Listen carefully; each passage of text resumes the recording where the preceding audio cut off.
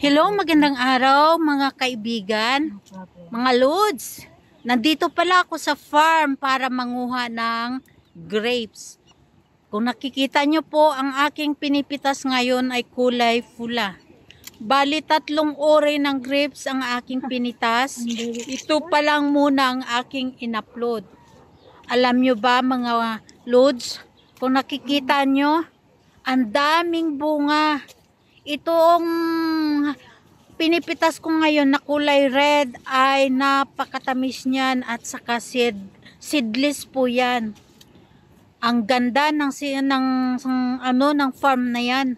Hitik sa bunga ang grapes. Kung nakikita nyo po, ay grabe. Ang dami kong dalang na iuwi. Ang dami kong naiuwing grapes. Kung yan ay seedless po yan at napakatamis. Yang uri ng seedless na yan na kulay pula ay mahal yan sa merkado or sa supermarket. Ayan o, nakikita nyo.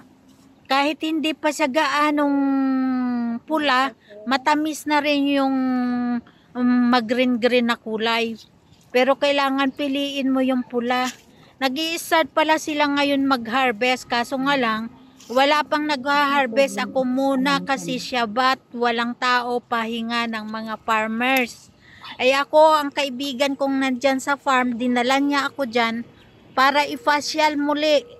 Pangalawang beses ko na o pangatlong beses ko nang pagbalik dyan. Inaabangan ko lagi ng panahon ng pag-harvest sa farm. Ay, ang sarap ng pakiramdam talaga pag kayo ang nandyan.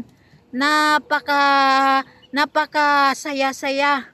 Kung nakikita nyo guys, yung bunga, ay naku, kain na ako ng kain yan.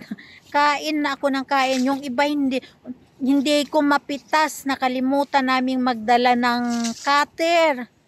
Kaya sabi ng kasama ko, pag hindi mapitas, wag mong pilitin kasi maglalaglagan yung kumpol na yan. Ay nako. Kita nyo, padi-padi pa ako dyan sa saya. Talagang ang saya-saya ko dyan. Akala ko nasa fantasy lang ako. Lagi kong inaabangan yung pamumunga ng farm na yan para muli akong makabalik.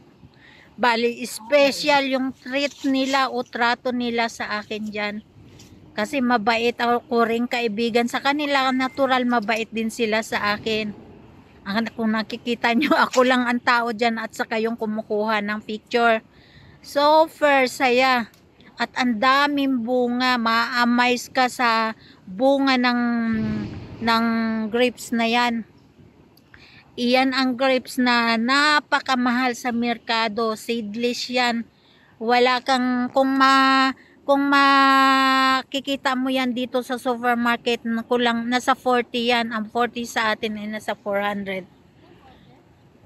Kung yun lang ay nako, muli ko na naman yung balikan next year.